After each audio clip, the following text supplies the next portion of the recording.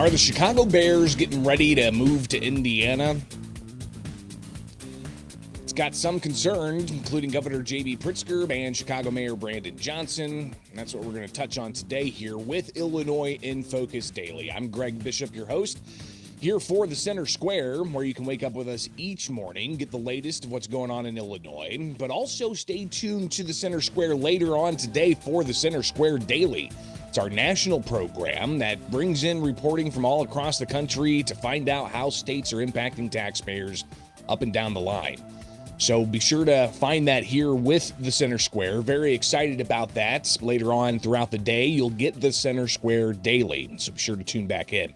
But here with you, we talk about what's going on in Illinois. Of course, this week was a big week with Governor J.B. Pritzker delivering his budget address and his State of the State address, and really kind of just opens the door for the rest of the legislative session to go full bore. And they're going to craft a budget. We'll see what happens with your tax dollars and how those are being spent. But there's also going to be a lot of conversation, I'm sure, about how to try to keep the Bears in Illinois. So full disclosure, I don't watch sports. I didn't watch the Super Bowl. I list politics is my sports, and that's what I do on my free time, is I just consume all that stuff. So, it's always interesting when you talk about the taxpayers, how they're impacted by professional sports, because listen, there's a section of the population that doesn't watch sports, but are they paying for it to some capacity through property tax breaks for these organizations, or a variety of other things like infrastructure costs and such? And do we really get that much economic impact that's touted for these major sporting facilities that are set up in various places? So this is an ongoing conversation that's going to be happening between the Chicago Bears, Indiana officials, back in Illinois, Arlington Heights officials, State House officials. So clearly that's a discussion that's going to be happening. So we'll hear some of what Governor J.B. Pritzker had to say yesterday, what Chicago Mayor Brandon Johnson had to say, but also earlier in the week, Republican House Minority Leader Tony McCombie saying that whatever happens has to be good for the taxpayers. So that's coming up. But we also, just to touch here briefly, the U.S. Supreme Court holding a conference today, and they are putting in the Veramontes case back to conference. Let's go to the U.S. Supreme Court's docket page here for the case Veramontes v. Cook County. That's the challenge to the Cook County gun and magazine ban, but also the state ban, as the case that Veramontes filed. That was back in like November of 2022, before the state banned semi-automatic firearms. That case then wrapped in the state case, the state ban, after the state banned it in January 23, and then the Veramontes case in the district court, appeals court, now it's up to the Supreme Court. Will the Supreme Court take it? As you can see here, it's been listed several times in conference, but was never picked up. So they do have, back in conference today, the Veramontes case. And I did just check the latest from the appeals court in the separate case out of the Southern District, the Barnett case, and you can see here there's no update out of the appeals court on the Barnett case. The only last docket entry is September 22nd. So ultimately what we're seeing here is no action on the Barnett case that has a district court saying that the law in Illinois banning semi-automatic firearms and magazines over certain capacities is illegal. So gun owners still very much in limbo as to what's going to happen with the case, as you've got the U.S. Supreme Court possibly considering taking the Cook County and state of Illinois ban. But the two cases are different. In the Viramontes case, yes, it's all the way up to the Supreme Court, and they're considering taking it. But it doesn't have that record that the Barnett case has. Because if you recall, the Barnett case had a 4-day bench trial where that Southern District of Illinois judge, the federal judge, Stephen McGlynn, found the law to be unconstitutional. So we're still waiting on whether or not the appeals court is going to put out their ruling on that. And it's been months now. So gun owners have been in limbo for quite some time dealing with the uncertainty of this. And it's going to be whatever happens with the Barnett case really will send shockwaves across the country when it comes to firearms policy. So I just wanted to start the show there because come Monday, we could find out if the Supreme Court is going to take the Viramontes, Cook County, and Illinois gun ban challenge. If they deny taking that, that could send the message to the appeals court they need a ruling on the Barnett case, and then we could see that case advance to the U.S. Supreme Court. Is it going to happen this year? Is it going to happen next year? Again, gun owners very much in limbo here, dealing with that uncertainty. So I just wanted to get that out there up front before we jump into the Bears conversation and how taxpayers might be impacted by that, because I know a lot of you are eagerly awaiting the outcome of the gun ban challenge after now having dealt with the law being in effect for over 3 years now, and still no certainty in the courts as to whether or not governments can ban commonly owned firearms. All right, so that's just a little bit of a preview. So come Monday, be sure to stay tuned to the Center Square. We've got a team over in Washington, D.C. that pours through the Supreme Court findings, and they'll go through the conference list and whether or not certain cases are taken up. But in conference also are other gun control measures from across the country that the U.S. Supreme Court could be handling. So could have some big news come Monday when the U.S. Supreme Court releases their order list at about 8:30 our time, 9:30 Supreme Court time over on the East Coast. So very much, if you're interested in that, stay with the Center Square and get the headlines in your inbox at thecentersquare.com. All right, it is Illinois in Focus. We'll, I'm not a sports guy, but I'll do my best to talk about sports briefly, or at least the taxpayer impact on sports teams trying to get deals from governments and you, the taxpayers. So stay tuned. That's here with Illinois in Focus Daily. I'm Greg Bishop. Wake up with us each and every weekday morning for the latest and get the headlines in your inbox at thecentersquare.com.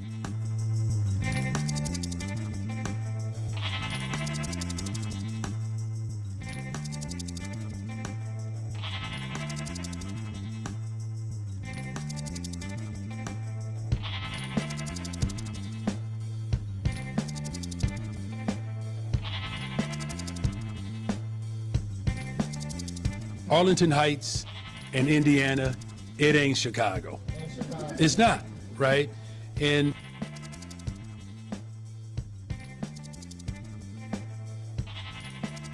Arlington Heights and Indiana, it ain't Chicago. It's not, right?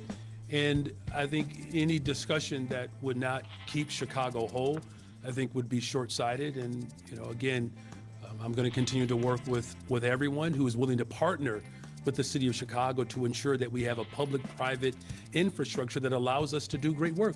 Chicago Mayor Brandon Johnson yesterday talking about the prospect of the Chicago Bears going to Indiana or possibly Arlington Heights, Illinois, as you've got Indiana moving forward with a measure that would carve out some special things for the Chicago Bears.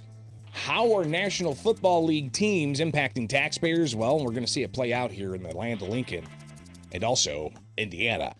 Welcome in. It's Illinois in Focus Daily with the Center Square. Get the latest headlines in your inbox at thecentersquare.com. Sign up for the newsletter, and you can get updated daily with headlines in your inbox. But you can also wake up here with the Center Square for Illinois in Focus. And I want to remind you, we've launched a national program called the Center Square Daily. I host that and bring in reporters from all across the country to show how taxpayers are being impacted in states all up and down the map. So be sure to just tune in for that, like, subscribe, and hit that notification bell and get that program here later on in the day with the Center Square.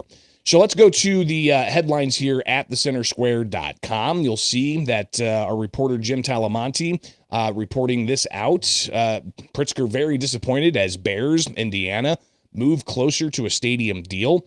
So we'll just touch on this here as the Indiana House, the Indiana Senate, they cleared out of the Senate Ways and Means Committee, the House Ways and Means Committee, Senate Bill 27. And the Bears, ultimately what it would do is allow for some carve-outs for them. So let's pull this up out of the Indiana General Assembly, where they've got a lot of co-sponsors. It establishes the Northwest Indiana Stadium Authority for the purpose of acquiring and financing certain facilities, sets forth powers and duties of the Stadium Authority. It was introduced rather quickly, and then it was ultimately approved in committee in the House. So this Senate bill advancing at the Indiana legislature. That news was brought up during a separate news conference in Illinois with Governor J.B. Pritzker down in Collinsville, and he said that he's very disappointed with the news that Indiana is moving forward and that the Bears are considering moving to Indiana. It was a surprise to us. The Bears actually, yesterday, we completed more than 3 hours, my team did, of discussions with the Bears. Very positive discussions, and indeed mostly agreed on a bill that would move forward this morning. But they asked us not to move forward with it this morning because they said they wanted to tweak a couple of items in the bill, which were things that we were working with them on. And so to have a statement put out by the Bears, now they're saying to us that that statement is not some confirmation that they're moving to Indiana, but rather that Indiana had asked them to say that, they're going to move forward with the negotiations in Indiana. But I have to say it's very disappointing to hear that they would put that statement out but not say anything about the advancement that's been made in the state of Illinois. But we're waiting to hear from the Bears what they'd like to do next. What will they do next? And will Indiana be able to attract the Bears? I mean, Indiana's already attracted tens of thousands of Illinois residents to move to Indiana, as other states are attracting Illinois residents to move to their states. You look at the outbound migration of just the population, it's not people necessarily moving to just Florida or Texas. There are Illinoisans moving to Indiana, Missouri, Tennessee, even Wisconsin, in the tens of thousands over several years. So will the Bears be packing up and moving out too? Again, if Indiana's going to be carving out some things where they say they move at the pace of business, and let's go ahead and pull up the statement that Indiana's governor made. They put out a message on X. I'll pull this up for you. Governor Mike Braun saying that the Bears move possible shows that they're open for business. Our pro-growth environment continues to attract major opportunities like this partnership with the Chicago Bears. We've identified a promising site near Wolf Lake and Hammond and established a broad framework for negotiation of a final deal. If approved, the proposed amendment, Senate Bill 27, puts forward the essential framework to complete this agreement, contingent upon site's due diligence proceeding smoothly. The state of Indiana moves at the speed of business, and we've demonstrated that through our quick coordination between state agencies, local government, and the legislature to set the stage for a huge win for all Hoosiers. We have built a strong relationship with the Bears organization that will serve as the foundation for a public-private partnership leading to the construction of a world-class stadium and a win for taxpayers. What that's going to look like, though, will it be infrastructure costs covered by the taxpayers? Will they try to sell that to taxpayers saying, hey, there's going to be a big economic boom for Hammond, for instance?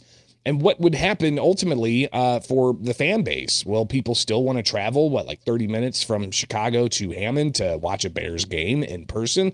Will the Bears have to change their name from Chicago to the Hammond Bears? Earlier this week, the issue came up before the Indiana legislature advanced that measure, carving things out for the Bears. House Minority Leader Tony McCombie in the state of Illinois, she said that if the Bears move, it's going to be embarrassing for Governor Pritzker. It'll be interesting to see what that bill ends up looking like. I'm certainly, we've always been supportive of public and private partnerships, and I hope that Arlington and the Bears have come to an agreement. I mean, although it'd be nothing more embarrassing than having the governor have the Gary Bears. But that being said, a mega project can't be so expansive, and it certainly cannot hurt taxpayers. So I think the local control piece of it, the local agreements, I think is an important piece. Governor J.B. Pritzker, again, being asked about this yesterday in a couple of different ways. He said he's dismayed, disappointed, surprised. Look, I've set out some principles for what it is that the state of Illinois should do. I want to protect the taxpayers of Illinois. I've said from the start we are not going to build a stadium for them. We do infrastructure. There's a lot of infrastructure needs that they would need, both in Indiana they would need it, but here in Illinois. And also that we need to make sure that we're building into this affordability for people so that they can maybe afford to go to a game or afford to pay for things at the game. We want to make sure that we're protecting the consumers and taxpayers of the state. So those are just some of the principles that I've laid out.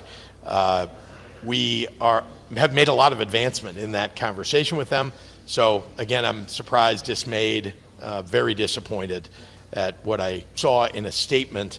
Again, the Bears post that have said, well, we didn't really mean that they're moving to Indiana, which is kind of the implication of it.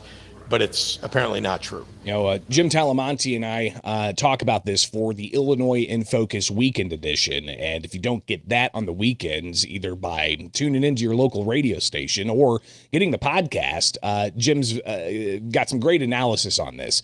So definitely be looking for that this weekend for Illinois in Focus Weekend Edition, as the conversation about the economic impacts, the conversation about what happens to the fan base, what happens to the naming of the Bears. Is Arlington Heights going to be the location? Is Hammond, Indiana going to be the location? Or, as Chicago Mayor Brandon Johnson says, all those other places, quote, ain't Chicago. I will say, look, I still believe that the best place for the Chicago Bears to be is in the city of Chicago. As you know, a couple of years ago, I put forth a proposal in partnership with the Bears where they would essentially pay for 72% of the stadium that would be owned by the public. The whole goal of that interaction wasn't necessarily just for the Bears. That proposal was about, any leader of a major city or city period would work to ensure that we have public and private partnerships. And why is that important? We're talking about thousands of jobs that would go to people in Chicago. And not just to build the stadium, but thousands of jobs that would be permanent as a result of a stadium. And I've always said that there has to be a public benefit and public use to it, and that was in that proposal.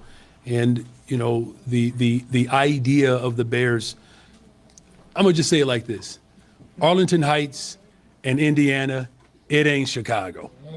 It's not, right? And I think any discussion that would not keep Chicago whole, I think would be short-sighted. And again, I'm going to continue to work with everyone who is willing to partner with the city of Chicago to ensure that we have a public-private infrastructure that allows us to do great work. A lot of eyes are going to be on this in the months ahead as the Illinois legislature continues debating some kind of measure, and Arlington Heights officials look to try to lure the Bears there, but Indiana already moving, as the governor there says, at the speed of business. Begs the question, what speed does Illinois run? Question posed by one of the listeners here in the live show. So greatly appreciate you guys tuning in. And we'll be watching this, all right? So be tuned into the Center Square. Get the headlines in your inbox by signing up for the newsletter. Tune in here for the Center Square, Illinois in Focus, and we'll keep you updated on all of that and so much more. It's going to be a busy couple of months ahead as we careen towards the May 31st deadline for legislative session. And the budget, of course, is going to be top of mind.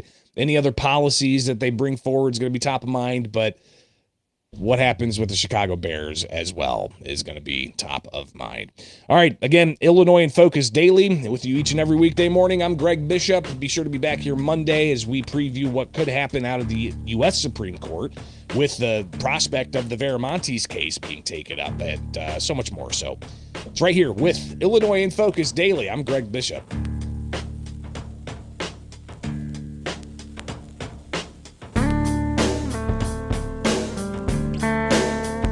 right, that's all I got for you on this Friday. Have yourselves a wonderful rest of the weekend, and we'll see you back here Monday. Again, we'll be previewing what could possibly happen with the gun ban challenge out of Cook County. Will the U.S. Supreme Court take that up?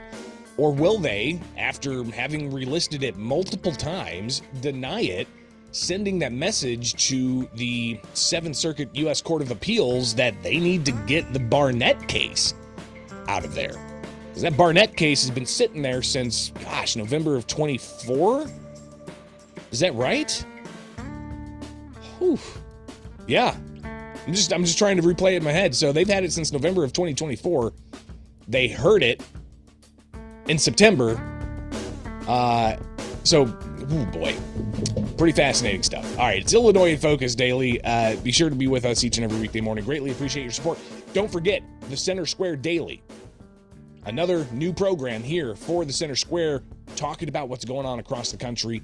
Good stuff. We'll get an excellent interview with one of our investigative reporters, Kenneth Schrupp, coming up. He talks about ESG and those types of regulations on investments, and how there's efforts now, after the Center Square investigated, to rein in ESG, especially when it comes to how your tax dollars being invested in pension fund investments are being impacted by environment, social, and governance proposals that are put on certain types of investment properties. So we'll be talking about that and a whole host of other things. Might even do a Firearms Friday for the Center Square Daily. So be sure to tune into that here with the Center Square. I'm Greg Bishop, and we'll see you back here a little bit later on this morning, and then back here for Illinois in Focus on Monday. Have a great weekend.